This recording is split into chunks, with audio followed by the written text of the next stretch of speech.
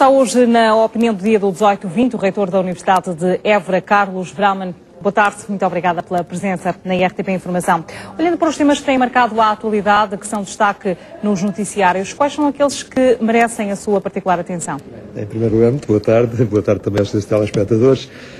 Eu selecionei alguns temas relacionados com a crise económica, nomeadamente as notícias que hoje saíram sobre, hoje e ontem, sobre as vendas de viaturas, sobre o impacto do IVA na restauração e sobre também a mudança da sede de Jerónimo Martins para a Holanda, enfim, vários itens relacionados com a crise económica, porque todos de alguma forma estão relacionados.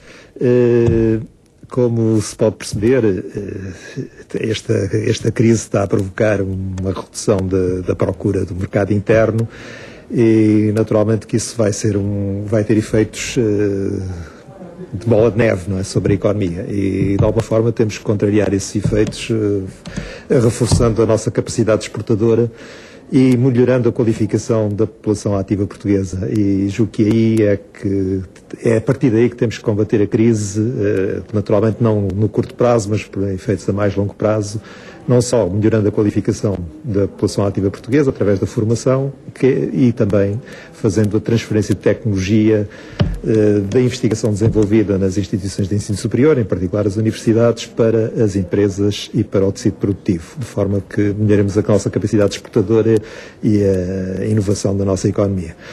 E eu julgo que por aí há um trabalho muito grande a fazer. Em alguns países, nesta crise, apostaram no ensino superior e na formação e no desenvolvimento tecnológico.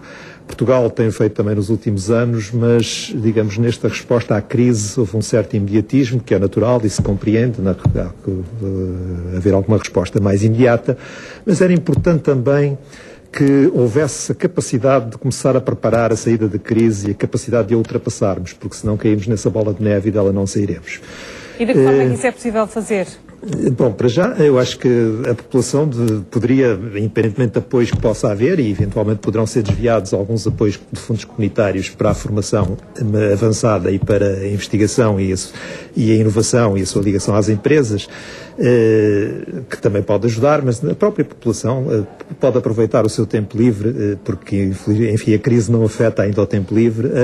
A educação superior não é muito dispendiosa do ponto de vista dos custos para o utente e, portanto, pode haver aqui uma oportunidade de melhorar a sua formação e, assim, propiciar melhores condições para a inserção no mercado de trabalho, para a criação de empresas inovadoras que possam trazer uma capacidade competitiva ao país e Carlos Brauman, ainda assim a crise tem trazido alguns problemas aos jovens que querem ingressar no ensino superior e que não têm apoios neste momento ou não têm acesso aos apoios por parte do Estado devido aos cortes que estão em curso.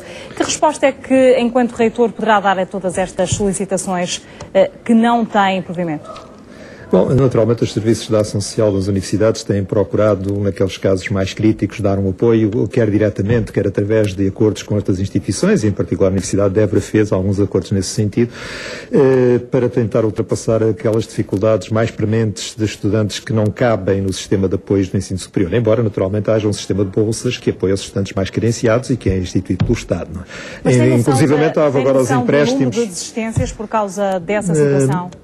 Diria, a nível das licenciaturas, nem tanto.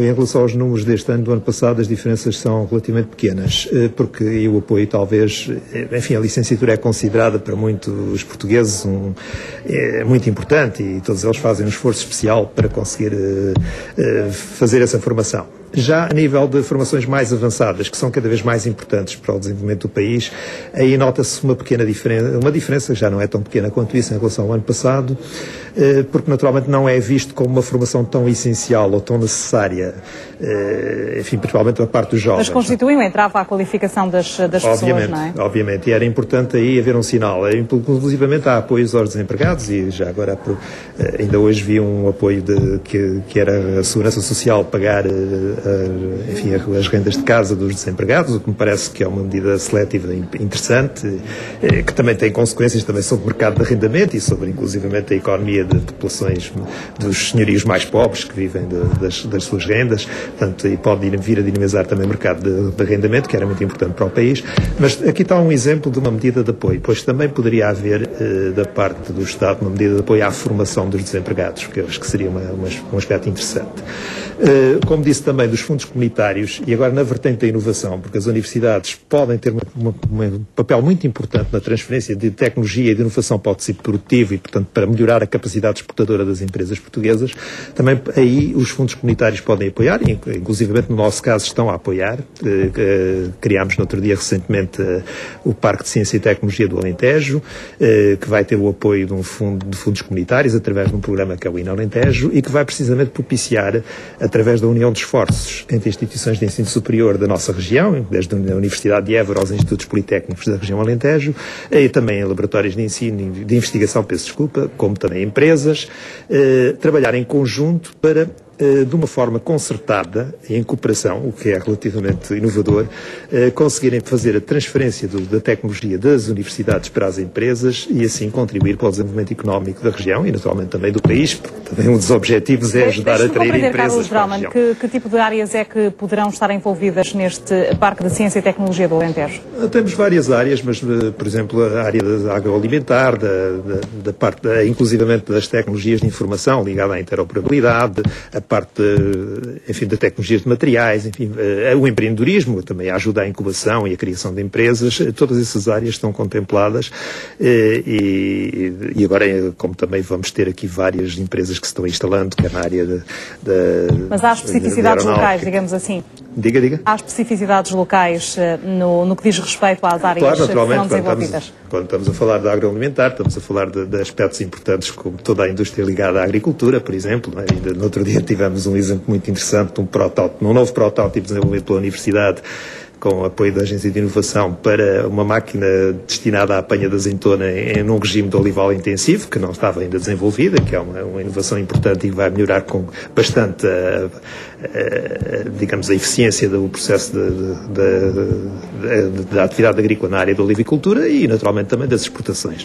Portanto, há aqui muitas vertentes, este foi apenas um exemplo, mas nas áreas dos materiais, por exemplo, tudo isso, queremos também ajudar a trazer empresas para a região, portanto, esse também será um polo de atração para a fixação de empresas na região, até porque encontrou aqui muito boas condições, não só em termos desse apoio, como em termos de quadros qualificados que a Universidade também forma. Em que altura é que o parque estará a funcionar com o ritmo normal, digamos assim?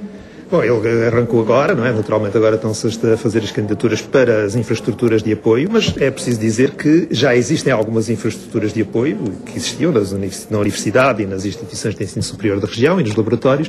Já existem infraestruturas de apoio em algumas áreas que agora estão a ser mais desenvolvidas e potenciadas com novos equipamentos, mas que neste momento já podem dar algum apoio à criação de empresas e à criação de produtos novos para empresas que se queiram aqui fixar ou que já aqui estejam fixadas. Portanto, nesse aspecto, o parque, de certa forma, já começou a funcionar, não é? Mas queremos agora dar-lhe uma capacidade muito maior de intervenção. Carlos Brauman, muito obrigada por ter vindo à Opinião do Dia. Boa tarde. Obrigado.